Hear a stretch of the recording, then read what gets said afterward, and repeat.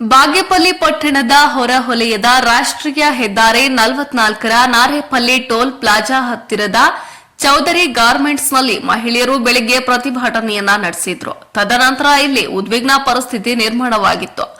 ಸುಮಾರು 150ಕ್ಕೂ ಹೆಚ್ಚು ಮಹಿಳೆಯರನ್ನ ಏಕಾಏಕಿ ಕೆಲಸದಿಂದ ವಜಾಗೊಳಿಸಲಾಗಿದೆ ಎಂದು ಆರೋಪಿಸಿ ಗಾರ್ಮೆಂಟ್ಸ್ ವಿರುದ್ಧ ಮಹಿಳಾ ಕಾರ್ಮಿಕರು ರೊಚ್ಚಿಗೆದ್ದಿರುವ ಮಹಿಳೆಯರು ಪ್ರತಿಭಟನೆಯನ್ನ ನಡೆಸಿದ್ರು. ನಮಗೆ 2 ತಿಂಗಳಿನಿಂದ ಸಂಬಳವೇ ಇಲ್ಲ. ನಾವು ಸಾಲ ಮಾಡಿ ಮನೆ ನಡೆಸ್ತಾ ಇದ್ದೇವೆ. ಈಗ ಇದ್ದಕ್ಕಿದ್ದ ಹಾಗೆ ಕೆಲಸದಿಂದ ತೆಗಿತಿದ್ದೇವೆ ಅಂತಿದ್ದಾರೆ. ನಾವು ಎಲ್ಲಿಗೆ ಹೋಗ್ಬೇಕು? ನಮ್ಮ ಮಕ್ಕಳಿಗೆ ಏನು ಉತ್ತರ ಹೇಳಬೇಕು? ಹೊಸ ಮ್ಯಾನೇಜರ್ ಬಂದಾಗಿನಿಂದ ನಮಗೆ ತೊಂದರೆ ಶುರುವಾಗಿದೆ. ನಮ್ಮನ್ನ ಬೇಕು ಅಂತಾಲೆ ಕೆಲಸದಿಂದ ತೆಗಿತಾ ಇದ್ದಾರೆ. ನಮಗೆ ನ್ಯಾಯ ಬೇಕು. ನಮ್ಮ ಕೆಲಸ ವಾಪಸ್ ಬೇಕು. ಅಲ್ಲಿಯವರೆಗೂ ನಾವು ಇಲ್ಲಿಂದ ಕದಲುವುದಿಲ್ಲ ಎಂದು ಆಕ್ರೋಶವನ್ನ ವ್ಯಕ್ತಪಡಿಸಿದ್ರು. ಒಟ್ಟಾರೆ ಕಾರ್ಮಿಕರ ಆಕ್ರೋಶ ತೀವ್ರ ಸ್ವರೂಪ ಪಡೆದುಕೊಂಡಿದೆ. ಗಾರ್ಮೆಂಟ್ಸ್ ಆಡಳಿತ ಮಂಡಳಿಯ ಈ ಏಕಪಕ್ಷೀಯ ನಿರ್ಧಾರದಿಂದ ತಮ್ಮ ಬದುಕು ಬೀದಿಗೆ ಬಂದಿದೆ ಎಂದು ಮಹಿಳೆಯರು ಕಣ್ಣೀರು ಹಾಕ್ತಾ ಇದ್ದಾರೆ. ಈ ಚೌಧರಿ ಗಾರ್ಮೆಂಟ್ಸ್ ಪ್ರಭಾವಿ ರಾಜಕಾರಣಿ ಒಬ್ಬರಿಗೆ ಸೇರಿದ್ದು ಎಂಬ ಮಾತುಗಳು ಸಹ ಕೇಳಿ ಬರುತ್ತಾ ಇದ್ದು, ಈ ಪ್ರಕರಣಕ್ಕೆ ಮತ್ತೊಂದು ತಿರುವು ನೀಡಿದೆ. ಸದ್ಯಕ್ಕೆ ಗಾರ್ಮೆಂಟ್ಸ್ ಆಡಳಿತ ಮಂಡಳಿಯವರು ಕಾರ್ಮಿಕರ ಜೊತೆ ಮಾತುಕತೆಗೆ ಮುಂದಾಗಿಲ್ಲ. ಮ್ಯಾನೇಜರ್ ಮಹೇಂದ್ರ ಮಾತನಾಡಿ, ಗಾರ್ಮೆಂಟ್ಸ್ನಲ್ಲಿ ಉತ್ಪಾದನೆ ಕಡಿಮೆಯಾಗಿದೆ. ಕಾರ್ಮಿಕರು ಸರಿಯಾಗಿ ಕೆಲಸಕ್ಕೆ ಹಾಜರಾಗದ ಕಾರಣ ಕಾರ್ಮಿಕರನ್ನ ಕೆಲಸಕ್ಕೆ ಬಾರದಂತೆ ಸೂಚಿಸಲಾಗಿತ್ತು.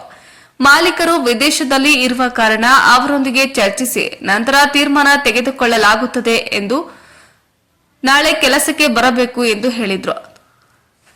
ವರದಿ ವೀರೇಂದ್ರ, ಪ್ರಜಾಪವರ್ ಟಿವಿ, ಭಾಗ್ಯನಗರ.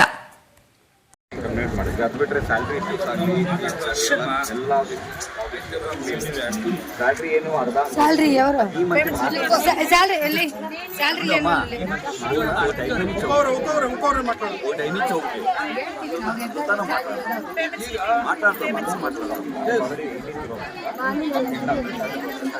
ಸರಿ ಸರ್, ಈಗ ನೀವು ಸ್ಯಾಲ್ರಿ ಬರುತ್ತೆ ಅಂತ 20 ದಿವಸಕ್ಕೆ ಅವ್ರನ್ನ ಡಿಸ್ಕಂಟಿನ್ಯೂ ಮಾಡ್ತಾ ಇದ್ದೀರಾ. ಅದಕ್ಕೆ ನೋಟಿಸ್ ಕೊಡ್ಬೇಕಾಗಿತ್ತಲ್ಲ, ಅದೇ ಯಾಕೆ ಕೊಡಲಿಲ್ಲ? ಅಲ್ಲಿವರೆಗೂ ಅವರನ್ನ ಕೆಲಸದಲ್ಲಿ ಮುಂದುವರಿಸಿ, ಮುಂಚಿತವಾಗಿ ಅವರಿಗೆ ನೋಟಿಸ್ ಕೊಡಿ. ಅವ್ರಿಗೆ ಮುಂಚಿತವಾಗಿ ನೋಟಿಸ್ ಕೊಡಿ. ಆಮೇಲೆ ನೀವು ಇಂಥ ದಿನಗಳಿಂದ ಕೆಲಸಕ್ಕೆ ಬರಬಾರ್ದು, ನಮಗೆ ತೊಂದರೆ ಇದೆ, ಸ್ವಲ್ಪ ದಿವಸ ಎಲ್ಲ ಅಥವಾ ಎಷ್ಟು ದಿವಸ ನೀವು ಕೆಲಸದಿಂದ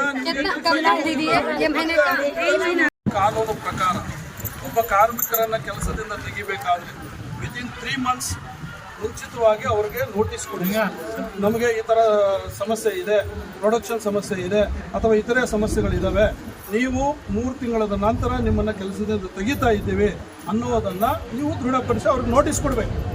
ಏಕಾಏಕಿ ಯಾವುದೇ ನೋಟಿಸ್ ಕೊಡದೇನೆ ನೀವು ನಾಳೆಯಿಂದ ಕೆಲಸಕ್ಕೆ ಬೇಡ ಅಂತ ಹೇಳಿದ್ರೆ ಅದು ಅಫೆನ್ಸ್ ತಾನೆ, ಕಾರ್ಮಿಕ ಕಾಯ್ದೆಗೆ ವಿರುದ್ಧ ತಾನೆ.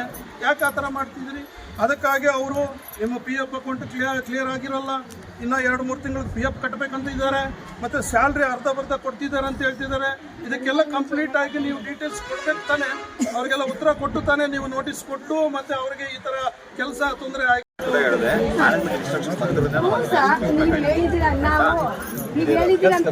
ನೀವು ಹೇಳಿದ್ದೀರಂತ ನಾವು ಒಟ್ಟೋಗಿ ಮನೆ ಕೂತ್ಕೊಂಡ್ರೆ ಗಂಡು ಮಕ್ಳು ಏನು ಹೇಳ್ತಾರೆ? ನಮ್ಮ ಗಂಡಸರಿಗೆ ಏನು ಹೇಳ್ಬೇಕು ಹೇಳ್ರಿ, ಏನು ಹೇಳ್ಬೇಕು? ನಾವು ಕೆಲಸದಿಂದ ತಗೊಂಡು ನೀವು ಏನು ಮಾಡಬಾರ್ದು ಮಾಡಿದಾರ ಅಂತ ಕೇಳ್ತಾರೆ ಗಂಡು ಮಕ್ಳು. ಅದಕ್ಕೆ ಆನ್ಸರ್ ನಾವೇನು ಕೊಡ್ಬೇಕು ಹೇಳ್ರಿ? ನೀವು ಸುಮ್ಮನೆ ನಿಂತ್ಕೊಂಡು ಅವ್ರು ಹೇಳ್ದವ್ರಿಗೆ ಕರೆ ಕಳಿಸ್ರಿ. ಅವ್ರು ಹೇಳ್ದವ್ರಿಗೆ PM-ಗೂ ಅಯ್ಯಪ್ಪನ ಕರೆ ಕಳಿಸಿ, ಐರ್ಗೆ ಕರೆ ಕಳಿಸಿ ಮಾತಾಡ್ಬೇಕು. ಅವರು ನೀವು ಒಬ್ಬರೇ ಅಲ್ಲ ಮಾತಾಡ್ಬೇಕು, ಅವ್ರಿಗೂ ಬರ್ಬೇಕು ಹೊರಗೆ. ಕನ್ನಡ